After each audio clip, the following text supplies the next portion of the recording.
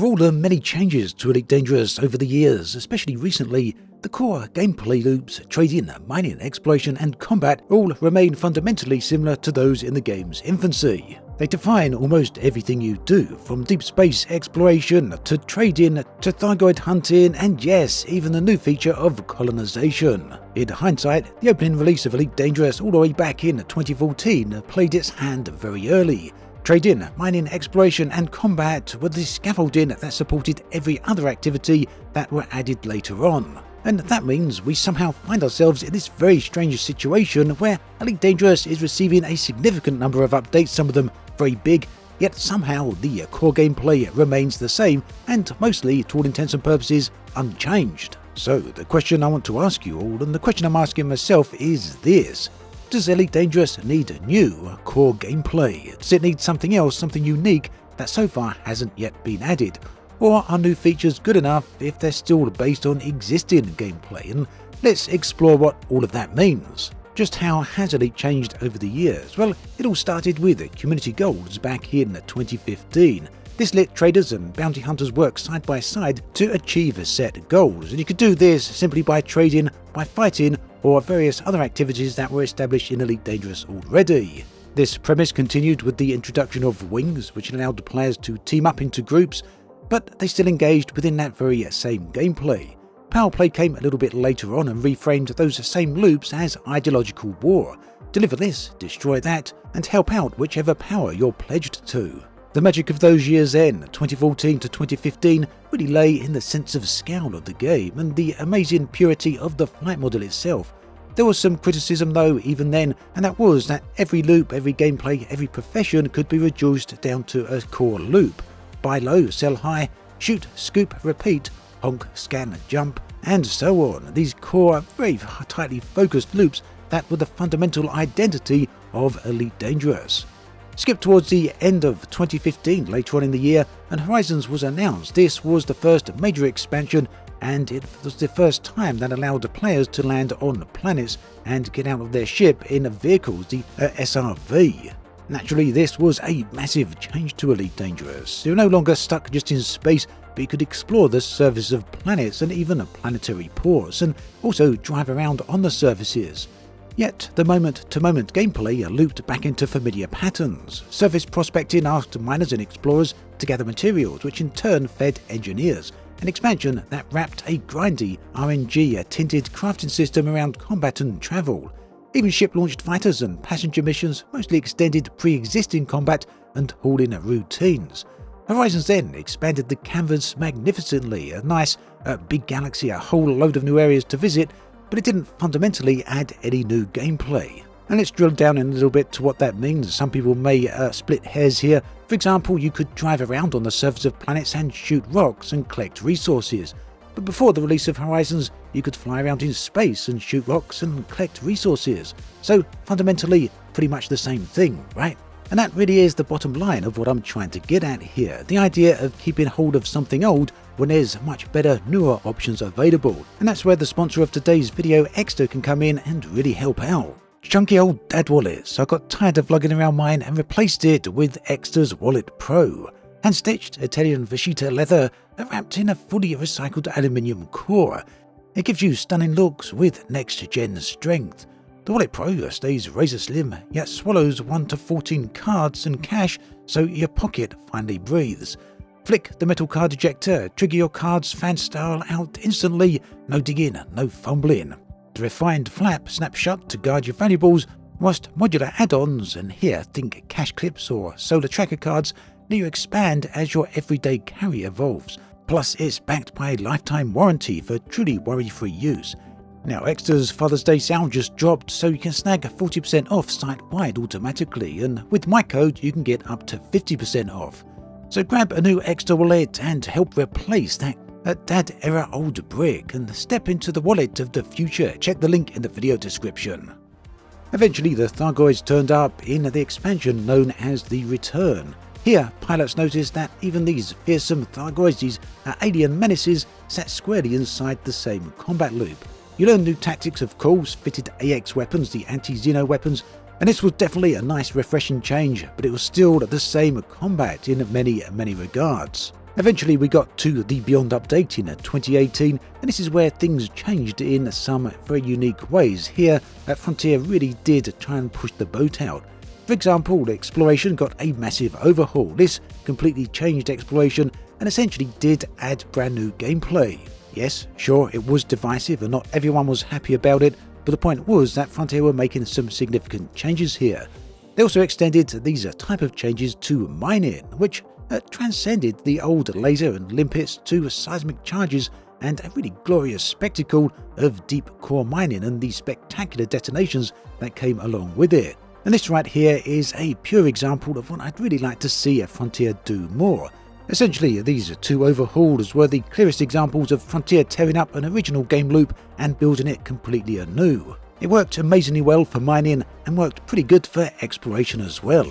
The next big update to Elite Dangerous was fleet carriers. These arrived after quite a big delay actually, and they were staggeringly expensive mobile stations that acted as jump-capable logistic hubs. Essentially, these were capital ships for players. In many regards, these undeniably did change Elite Dangerous. They allowed players to, for the first time, effectively have their own space station that they could move around at will to any location within the galaxy. And they've been since then used for many different purposes, whether that's mobile logistics hubs for combat areas or mobile research stations used in deep space. They were used and are used for many different purposes. Ultimately though, each of these purposes is the same core hub, the same core gameplay that was introduced back in 2014. Mining, combat, exploration and trading. The Elite Dangerous Odyssey expansion arrived in May 2021, and this is perhaps the biggest attempt to totally graft in a fresh new gameplay into Elite Dangerous. This was the ability to leave the player's seat, the seat of the spaceship, and walk across the ground for the first time. And it's here where I feel Frontier made a pretty big mistake. Now, you may recall where I mentioned the SRV back from Horizons, where you could go around and shoot rocks on the ground, and this was considered new gameplay.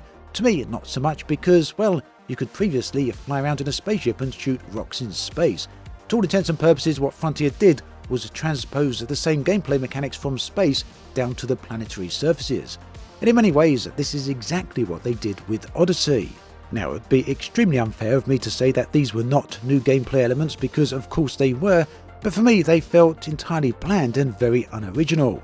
For example, it was great to have the feeling of holding a plasma rifle and peering through night vision goggles into alleys and outposts and all those nice areas. This was very much brand new to Elite, yet the structure of these activities closely mirrored Elite's legacy combat and mission loops. It's not just that they were sending you out to kill X number of guards, of course they were, because you know what game doesn't, but it was more that the manner in which the FPS aspect of the game actually worked, with the shields and all the rest of it. The functionality here was very similar to what we've seen in Elite Dangerous. The idea of shields and armor on the foot was no different to the idea of shields and the hull when in space. Some people may wonder what I'm complaining about here, but well, ultimately, there's a whole ton of very good FPS games out there. It's one of the, if not the most popular genres available. Unfortunately, when it comes to the FPS section of Odyssey, it felt like Frontier decided to reinvent the wheel and import Elite Dangerous gameplay from the ships into the FPS genre, instead of importing wholesale what works very well from great, successful, already established FPS games. And much of the other gameplay within Odyssey suffered from the same problem. The biggest problem though with Odyssey perhaps wasn't its on-foot gameplay, but it's largely perhaps down to the fact that there was no new gameplay added for ships. And ultimately that means even to this day, Odyssey and Elite Dangerous feel like two completely separate games coexisting within the same world. Later on into 2022 and 2023 we got the Thargoid Wars, with eventually the Thargoid Titan motherships turning up, and these really did add some really interesting new elements to Elite Dangerous, especially when players figured out how to destroy them and left some pretty spectacular explosions in the destruction of the Titans. I could go into some more depth here on those particular aspects, but I think you've got the point here. At the end of the day, even destroying the Titans was led from the same fundamental gameplay: exploration, mining, trading, and combat, and all of these worked in much the same way as we'd seen in preceding years. There was nothing new here. What was new is the target that those gameplay loops were aimed at. And that brings us on to colonization. This, as I've said many times in the past, is definitely a fundamental, foundational change for Elite Dangerous. Players having the ability to guide exploration and colonization and determining where other stations and economies and civilization is going to expand to is a massive change for Elite Dangerous. All of this is extremely positive. And yes, of course, there is huge amounts of new content here. After all, you've got the ability to guide where new stations are going to be put, where new planetary surface outposts are going to be located, and much more. Even the links between all of these economically. And yeah, this gives players great autonomy in determining what can go on within a civilization. But equally, it's only fair to point out that all of this is built on top of already established gameplay loops. To colonize, it comes back to those same core-focused loops, specifically trade-in and haul-in this case, the loops that have been there right from day one. Now, of course, none of this is a bad thing, none of it makes Elite Dangerous a fundamentally bad game, because it's not. It actually is a very good game, and that's why it's still very popular even today, and it's why many players are returning to it, and also getting a whole load of new players as well. You only have to look at the player numbers and the growing interest around the game. Frontier are doing things very good here, and they're taking the right approach.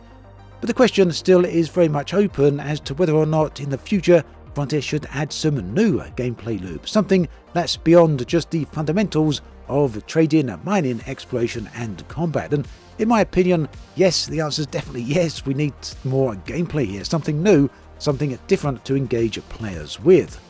Now, what type of things would you like to see? What could be offered?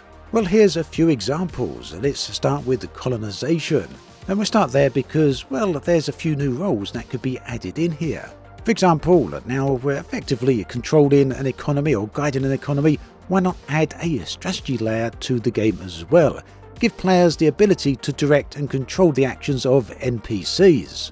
For example, a strategy element of a defense coordinator who could perhaps hire NPCs and perhaps even players if they wanted, and then have these patrol the turfs around the stations, and you could set up your own patrol lines. Or perhaps have a bit more of an administrator role here who allocates specific resources for base upgrades, and you could determine where these resources were to be allocated and when they were to be sent.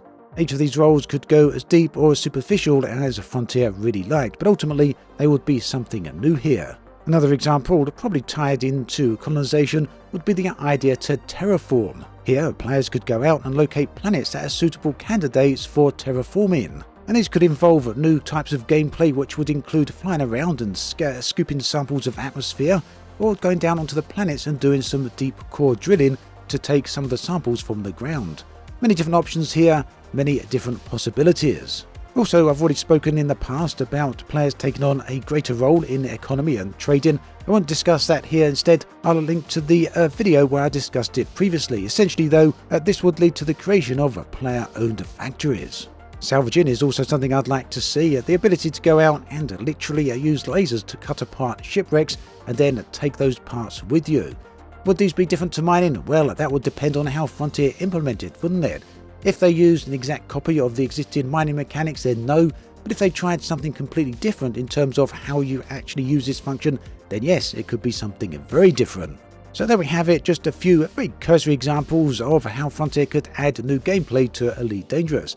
Of course, the question here is, would you like to see changes like this? Do you feel that Elite Dangerous does need new types of additional gameplay? Let me know in the comments section below, because I'd love to hear from you. And again, my thanks to Extra for sponsoring this video. You can check out their link in the video description. Thanks for watching, take care, and I'll catch you next time.